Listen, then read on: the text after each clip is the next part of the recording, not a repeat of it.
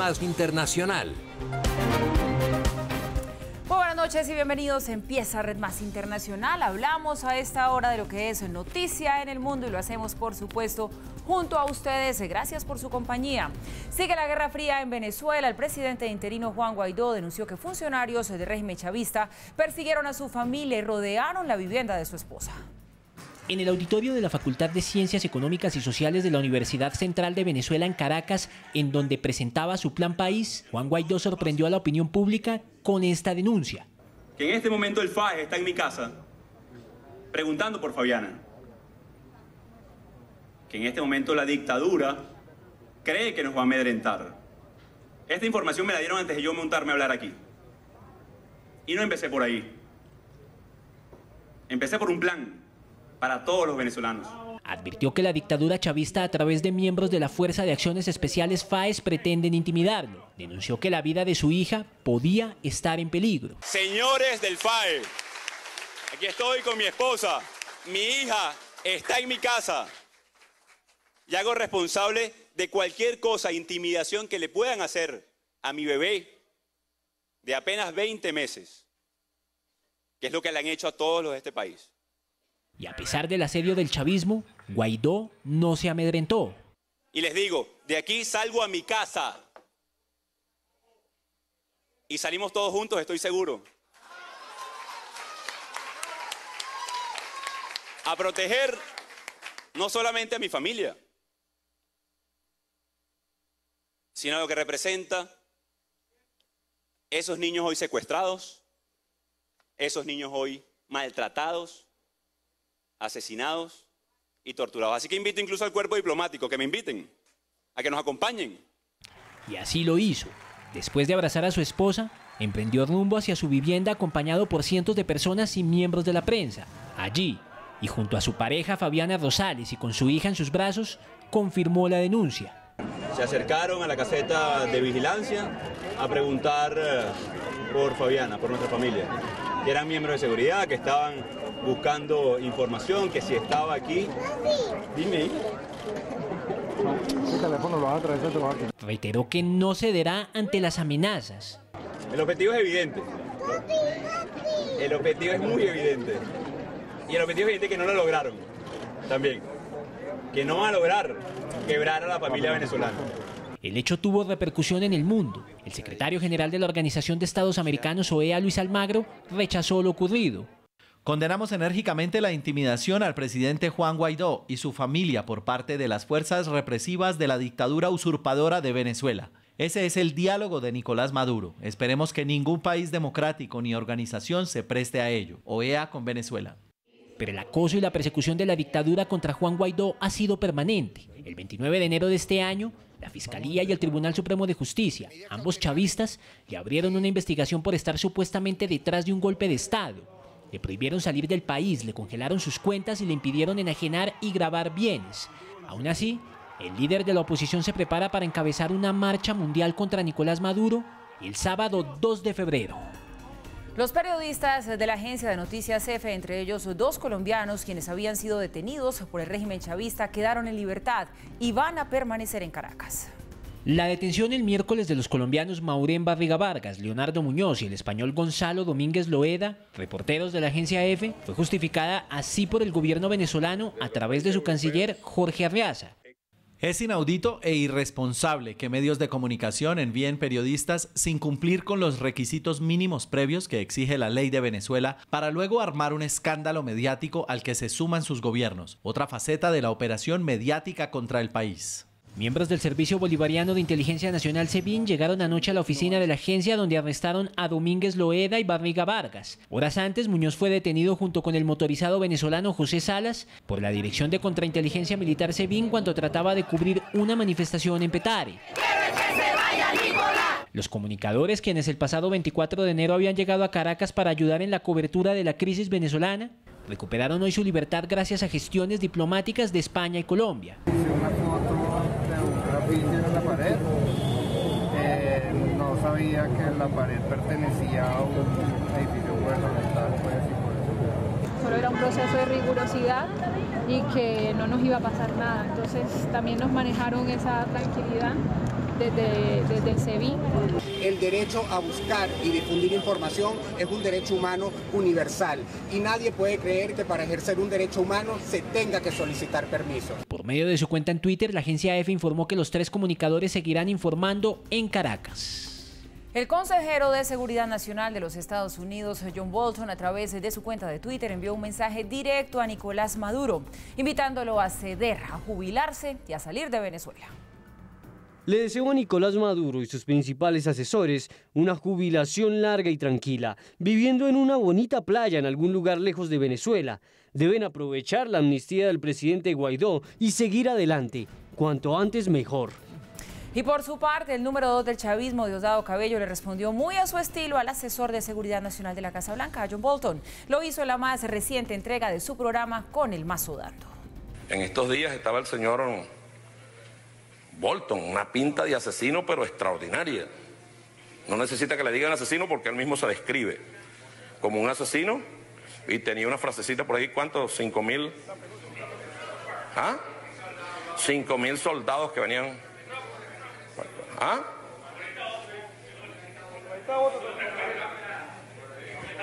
Ay, perdón. ¿Ah? Aquí está una. Señor Bolton, ¿está bien? Señor Bolton, ¿está bien? La principal empresa de petróleos de China decidió la salida de PDVSA de un importante proyecto de refinería de crudo al sur de ese país.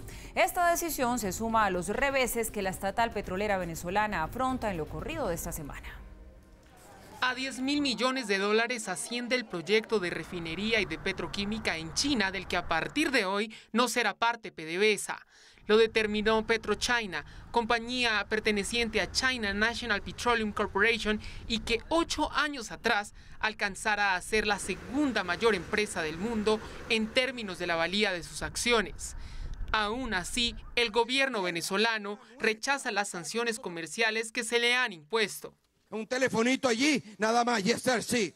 Barco que vaya a zarpar con petróleo venezolano, barco que se cancela de una vez. ¿Quieres nuestro petróleo? Lo pagas, esos recursos son del pueblo. Venezuela recientemente recibió un préstamo chino de $50.000 millones al que se comprometió saldar a cambio de petróleo. La no tenencia en cuenta de PDVSA para el multimillonario proyecto deriva del deterioro de su solidez en los últimos años y la actual situación política y económica del país. Actualmente China adquiere 16,63 millones de toneladas de crudo venezolano. Es su mayor comprador en Asia y el mayor importador de recursos en el mundo. Y la Eurocámara, esto es importante, se convirtió en la primera institución comunitaria en reconocer a Juan Guaidó como presidente interino de Venezuela. Esto tras el rechazo de Nicolás Maduro de llamar a elecciones presidenciales anticipadas.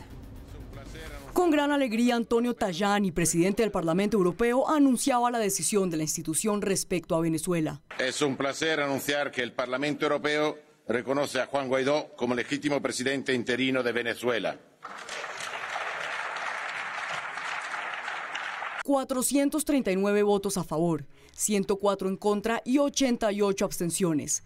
Así fue la votación final de la Eurocámara, que tras la negativa por parte de Nicolás Maduro de llamar elecciones presidenciales anticipadas, decidió reconocer al autoproclamado presidente interino del país suramericano, Juan Guaidó.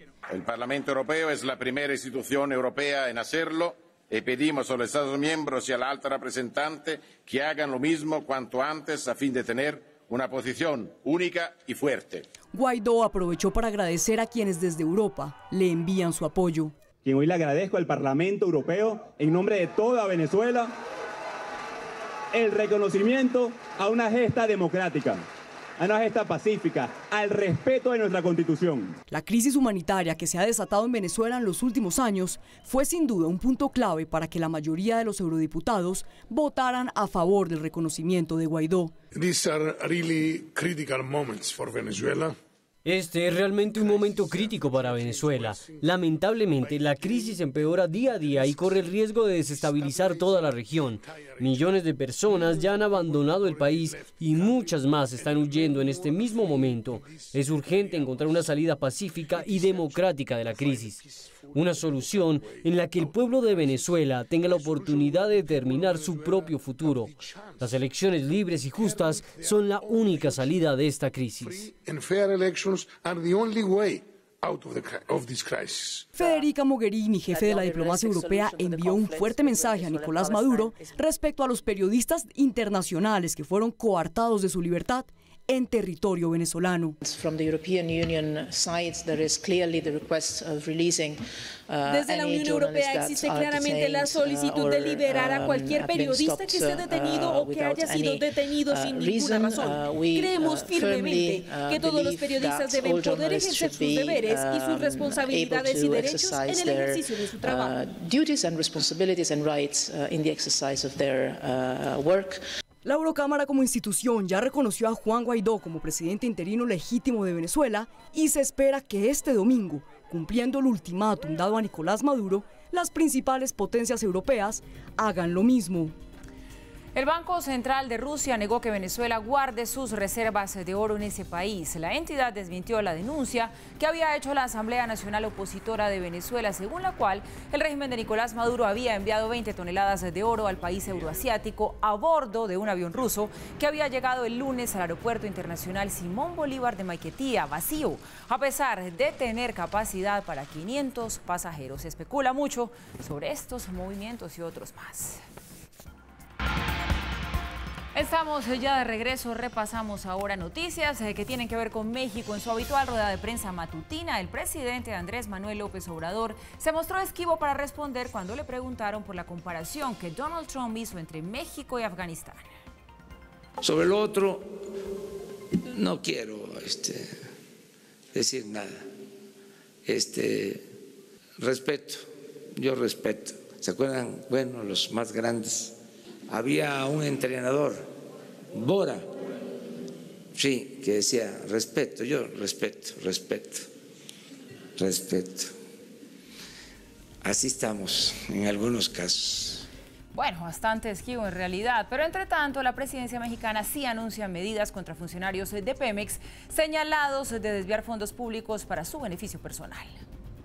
Estafa maestra, así califican autoridades mexicanas el desvío de al menos 13 millones de dólares por parte de funcionarios de la compañía de petróleos mexicanos Pemex. Porque no podemos nosotros tolerar nada que tenga que ver con corrupción, ni siquiera aceptar sospechas. De sus cargos fueron retirados preliminarmente el director de exploración y producción, el gerente de control financiero y el subdirector de coordinación operativa y comercial. Este modus operandi de convenios celebrados al amparo del artículo 1 de la Ley de Adquisiciones, Arrendamientos y Servicios del Sector Público dispersaba los recursos recibidos a través de subcontrataciones, de las subcontrataciones más allá de los límites establecidos. La elevada cantidad de dinero corresponde a recursos públicos de 25 convenios de Pemex celebrados entre 2012 a 2018 y en muchos casos a empresas ficticias. La secretaria de la Función Pública también añadió que la dependencia que ahora está a su cargo no fue pertinente al hacer seguimiento a las irregularidades con Pemex. Hoy se conoció que el secretario de Estado de Estados Unidos, Mike Pompeo, enviará un equipo a Asia para preparar una segunda cumbre entre Donald Trump y Kim Jong-un. Así lo confirmó el jefe de la diplomacia estadounidense. Se espera que la cumbre se lleve a cabo a finales de febrero, pero aún se desconoce dónde sería este encuentro. La primera cumbre, recordemos, fue el 12 de junio del año pasado en Singapur, donde Kim Jong-un se comprometió a trabajar en la desnuclearización de la península coreana. El primer ministro de Italia anunció que su país entraba en recesión técnica, pues la economía se contrajo por segundo trimestre consecutivo. Sin embargo, el premier aseguró que las condiciones están dadas para una pronta recuperación. El Producto Interno Bruto de Italia cayó un 0.2% en el cuarto trimestre de 2018, sumando así 2 trimestres consecutivos en caída. Los datos del cuarto trimestre de 2018 muestran una disminución en nuestro Producto Interno Bruto. Probablemente, mañana en la mañana, la Oficina Nacional de Estadística lanzará un nuevo análisis sobre esto. Espero una mayor reducción de nuestro Producto Nacional Bruto. Podemos darlo por sentado para el cuarto trimestre. El primer ministro italiano Giuseppe Conte es optimista de que su país, una vez más, se recuperará de esta crisis económica como aquella en la que cayó durante 2012 y 2013. Y al igual que Conte, muchos italianos también creen en que su país está pasando por un mal momento que pronto quedará en el pasado. Lo que Conte dice suele decirlo con cautela, pero tenemos un excelente ministro de Economía. El profesor Tria es un hombre muy honesto y capaz. Cuento mucho con la competencia de Tria. Pero otros no logran ver con claridad cuáles serán las medidas que el gobierno tomará para recuperarse de esta recesión técnica. Estoy muy preocupado por lo que va a pasar porque no veo ninguna mejora en el futuro. Simplemente no está claro lo que pasará. Tendremos que ver si estas medidas gubernamentales tendrán efecto. Esto solo sucedería en la última parte del año. No tengo mucha confianza. En octubre del año pasado, el gobierno italiano presentó ante el Parlamento Europeo un presupuesto el cual fue rechazado. Pero Roma al final aceptó en diciembre rebajar su objetivo de déficit público en 2019 al 2,04% del Producto Interno Bruto frente al 2,4% previsto inicialmente. Pero este número está muy alejado de lo logrado por el gobierno italiano en el último trimestre de 2018. Y aunque Conte culpa la mala gestión de los gobiernos pasados, algunos sectores políticos critican la mala relación entre el actual gobierno italiano y el Parlamento Europeo. El Parlamento alemán se sumó a las muchas conmemoraciones alrededor del mundo en el Día Internacional de las Víctimas del Holocausto. Sobreviviente del exterminio de Adolfo Hitler pidió a Alemania nunca olvidar. 3 generaciones en un mismo recinto. En el Parlamento alemán, conocido como el Bundestag, los diputados, jóvenes estudiantes de último año de colegios de Alemania, Francia y Polonia, y un sobreviviente del Holocausto nazi, honraron la memoria de quienes perecieron a manos del ejército de Adolf Hitler. El presidente del Bundestag recalcó que aún existen estereotipos y prejuicios peligrosos en la sociedad, exclusión, discriminación y antisemitismo en diversas formas. Con el incremento del neonazismo y los grupos fascistas de ultraderecha, teme que Alemania vuelva a recorrer las oscuras calles que caminó durante la Segunda Guerra Mundial. Nos avergüenza que los judíos piensen abandonar nuestro país porque ya no se sienten seguros en nuestro país, porque están expuestos a la hostilidad e incluso a los ataques, porque los niños judíos de la escuela son abusados. Pero la vergüenza por sí sola no es suficiente. Junto a las leyes fuertes se necesita nuestra resistencia en la vida diaria contra el antisemitismo, el racismo y la discriminación de todo tipo. Pero la Alemania de hoy, la Alemania moderna, cambió para aquellos que fueron testigos de primera mano del genocidio cometido durante el Holocausto nazi, en el que 6 millones de judíos fueron asesinados y conducidos a las cámaras de gas.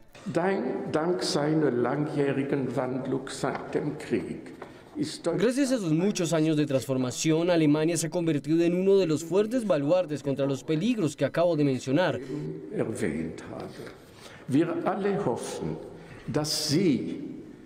Todos esperamos que mantengas la firmeza moral para continuar tu lucha por la tolerancia, inclusión, la humanidad y la libertad. En resumen, por la verdadera democracia. En el mundo cada vez son menos los sobrevivientes que pueden relatar la pesadilla a la que fueron sometidos, y tanto ellos como las nuevas generaciones tienen el deber de contar la historia para que nunca más se vuelva a repetir. Und auch Zeitzeugen getroffen habe, die mir von ihren Schicksalen erzählt haben. Also das 75 Jahre ist jetzt noch nicht so viel, finde ich. Deswegen fände ich es schade, wenn das in Vergessenheit gerät, weil sowas sollte sich nie wieder wiederholen. Tras la abdicación del rey Mohammed V al trono de Malasia por su prohibido romance con una modelo rusa, hoy tomó posesión el nuevo rey. Se trata del sultán Abdullah, quien fue elegido la semana pasada para convertirse desde hoy y por los próximos 5 años en el máximo monarca del reino de Malasia. La ceremonia de investidura se llevó a cabo en el Palacio Nacional y Abdullah firmó la proclamación con una peculiar pluma de oro, digno de un rey. Y entre tanto, a 8 subió la cifra de víctimas mortales por la ola de frío en los Estados Unidos. Históricas temperaturas que tienen en alerta a más de 200 millones de personas. Esta ola de frío mortal sigue avanzando por el medio oeste y norte de Estados Unidos, temperaturas más bajas que en la Antártida. Los colegios siguen cerrados, los vuelos cancelados y la recomendación para las personas sigue siendo evitar salir de las casas a menos que sea estrictamente necesario. Esto en medio de la alerta por los temores de congelamiento e hipotermia. Advierten que la gente que se exponga al aire libre podría congelarse en cuestión de minutos.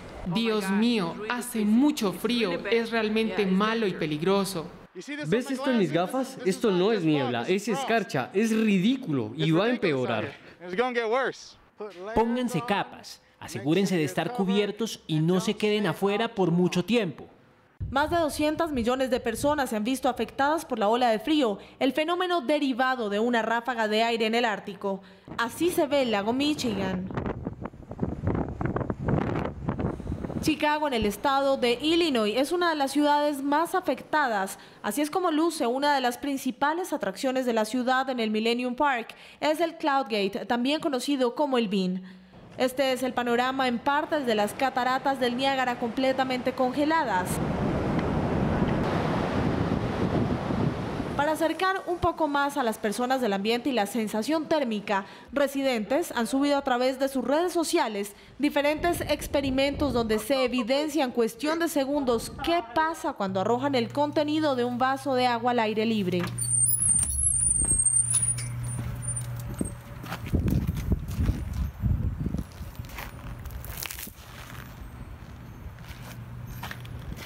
Expertos aseguran que las razones por las que ocurre este fenómeno es porque una masa de aire ártico se desprendió del vórtice polar que habitualmente rodea el Polo Norte como consecuencia del calentamiento global. Más de 1.800 vuelos han sido cancelados en Chicago y el operador ferroviario Amtrak canceló sus servicios en la ciudad. Desde el aire así se ve Chicago.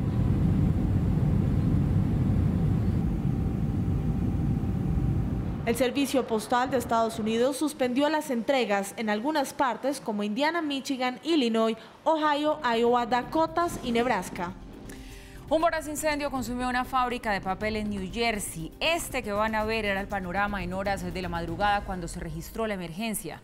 Más de 100 bomberos de 10 ciudades aledañas respondieron para atender la emergencia que no dejó víctimas mortales. Las bajas temperaturas y el fuerte viento dificultó la tarea de los bomberos que les tomó más de lo previsto contenerlo. Esto debido a las condiciones climáticas, ya que las llamas son alimentadas por el viento y hace que se propaguen con más velocidad.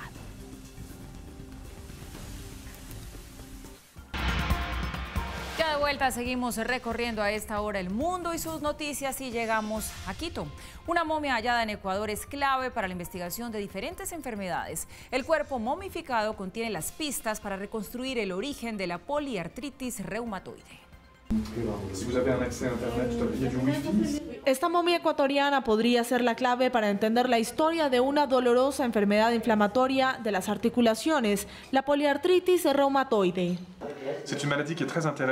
Es una enfermedad muy interesante porque es una enfermedad común ahora, pero su origen está en América, antes de la llegada de Cristóbal Colón. Y esta momia, la momia de este hombre, la momia de guano, podría ser el eslabón perdido. Podría ser la momia que nos permite entender cómo esta enfermedad, que originalmente era americana, subsecuentemente se volvió enfermedad global. Las investigaciones se realizan en los laboratorios del Instituto Nacional de Patrimonio Cultural, que ha indicado que los restos pertenecen a un fraile de origen español, aunque los estudios para confirmar su identidad podrían arrojar otro resultado. Fray Lázaro de la Cruz de Santofimia, nombre que le asignó el instituto, fue ubicado entre las paredes del antiguo convento de la Asunción de la localidad de Guano, en la provincia de Chimborazo, en el centro andino. Se cree que su fallecimiento fue a causa de una fístula en el mentón que se volvió un absceso y derivó en una septicemia o encefalitis. A diferencia de otros muertos, la momia estaba de pie, sin ataúd ni elementos cristianos y en compañía de un ratón momificado naturalmente. Al estar en medio de una pared en un ambiente frío y seco, el cuerpo no fue atacado por larvas y moscas, lo que permitió conservar los tejidos con las huellas de la poliartritis reumatoide.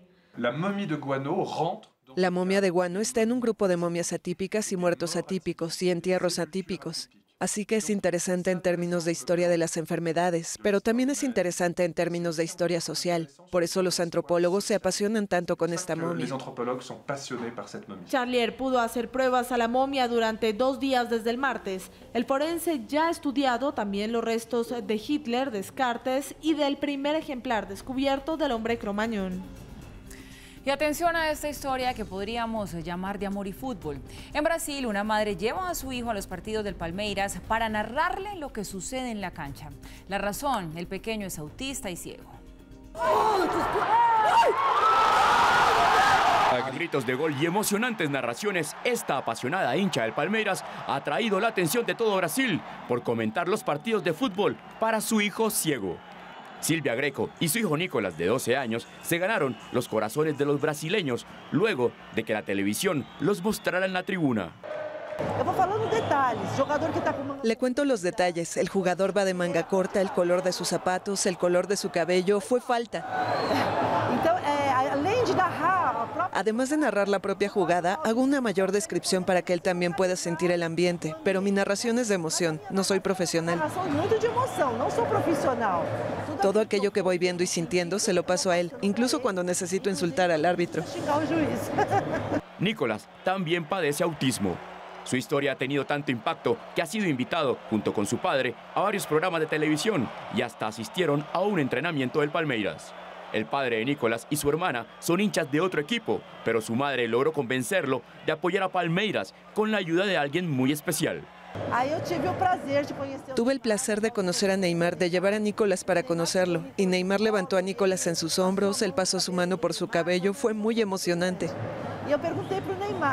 Le pregunté a Neymar sobre a qué equipo le iba de pequeño y Neymar dijo que era palmeirense.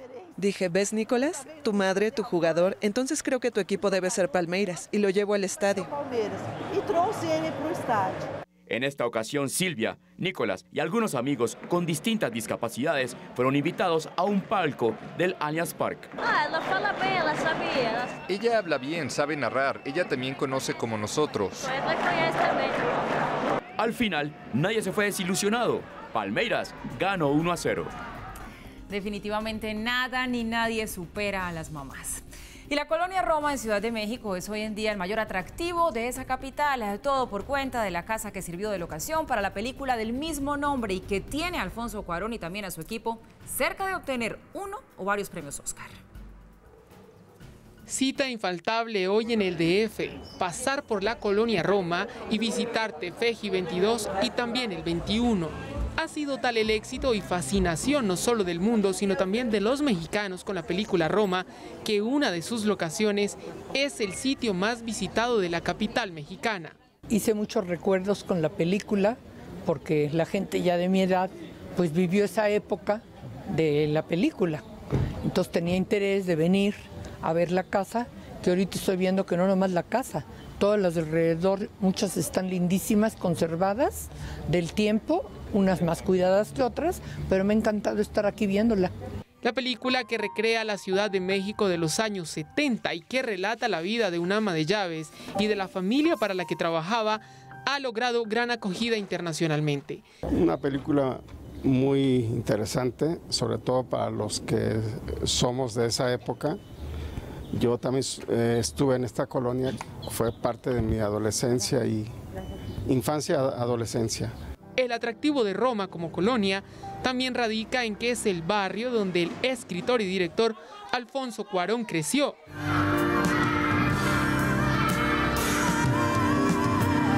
Los manifestantes aseguran sentir un halo de nostalgia al recorrer la calle Tepeji y aseguran que les permite remontarse a un contexto político y cultural anterior en la capital mexicana.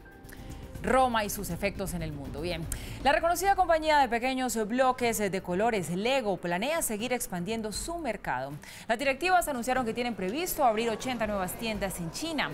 La decisión la tomó la junta directiva de Lego tras la desaceleración de la venta del juguete en Estados Unidos y los principales países europeos. Los directivos tienen como meta contar con 140 tiendas de Lego con presencia en más de 30 ciudades del país del Lejano Oriente. Y para los amantes de la NFL llegan los comerciales del Super Bowl. A solo días de este gran evento deportivo les presentamos los mejores anuncios publicitarios del evento, que por cierto pueden llegar a costar hasta $5 millones por tan solo 30 segundos. Les adelanto, hasta Maluma participa en estos anuncios. A solo horas del evento más esperado en el país, los anuncios publicitarios juegan un rol importante durante el show de mayor audiencia en los Estados Unidos. Todos quieren aparecer ahí, pero son pocos los que pueden pagarlo.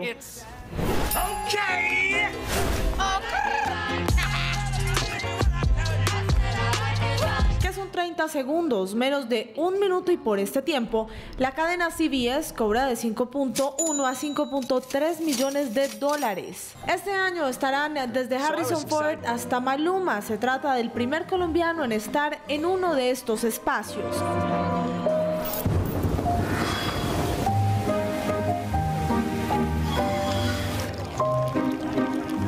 También participan en los anuncios artistas como Cardi B, Serena Williams, Sarah Jessica Parker y hasta los Backstreet Boys.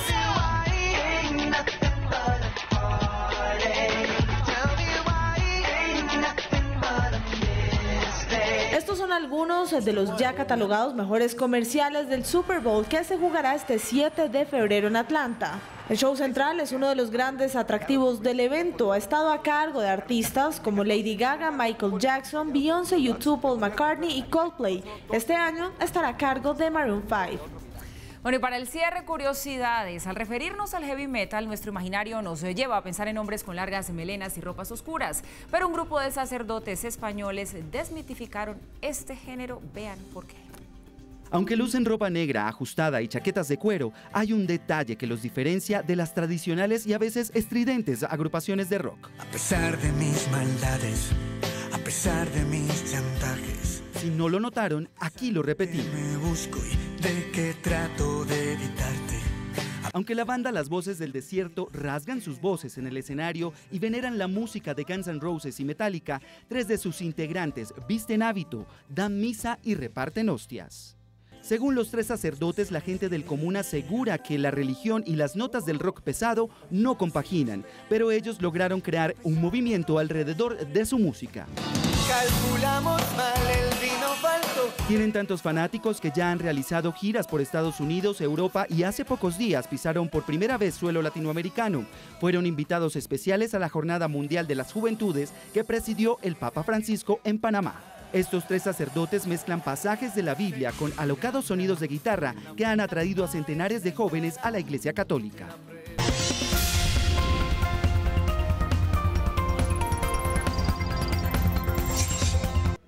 Noticia del día, hecho del día que hay que tener presente: sigue la Guerra Fría en Venezuela. El presidente interino Juan Guaidó denunció que funcionarios del régimen chavista persiguieron a su familia y rodearon la vivienda de su esposa. En el auditorio de la Facultad de Ciencias Económicas y Sociales de la Universidad Central de Venezuela en Caracas, en donde presentaba su plan país, Juan Guaidó sorprendió a la opinión pública con esta denuncia. Que en este momento el FAES está en mi casa preguntando por Fabiana. Que en este momento la dictadura cree que nos va a amedrentar. Esta información me la dieron antes de yo montarme a hablar aquí. Y no empecé por ahí. Empecé por un plan para todos los venezolanos. Advirtió que la dictadura chavista, a través de miembros de la Fuerza de Acciones Especiales FAES, pretenden intimidarlo. Denunció que la vida de su hija podía estar en peligro. Señores del FAES, aquí estoy con mi esposa. Mi hija está en mi casa. Y hago responsable de cualquier cosa, intimidación que le puedan hacer a mi bebé de apenas 20 meses, que es lo que le han hecho a todos los de este país. Y a pesar del asedio del chavismo, Guaidó no se amedrentó. Y les digo, de aquí salgo a mi casa. Y salimos todos juntos, estoy seguro. A proteger no solamente a mi familia, sino a lo que representa esos niños hoy secuestrados, esos niños hoy maltratados, asesinados y torturados. Así que invito incluso al cuerpo diplomático que me inviten, a que nos acompañen. Y así lo hizo. Después de abrazar a su esposa, emprendió rumbo hacia su vivienda acompañado por cientos de personas y miembros de la prensa. Allí, y junto a su pareja Fabiana Rosales y con su hija en sus brazos, confirmó la denuncia. Se acercaron a la caseta de vigilancia a preguntar por Fabiana, por nuestra familia, que eran miembros de seguridad, que estaban buscando información, que si estaba aquí. Dime. Reiteró que no cederá ante las amenazas. El objetivo es evidente. El objetivo es muy evidente. Y el objetivo es evidente que no lo lograron también.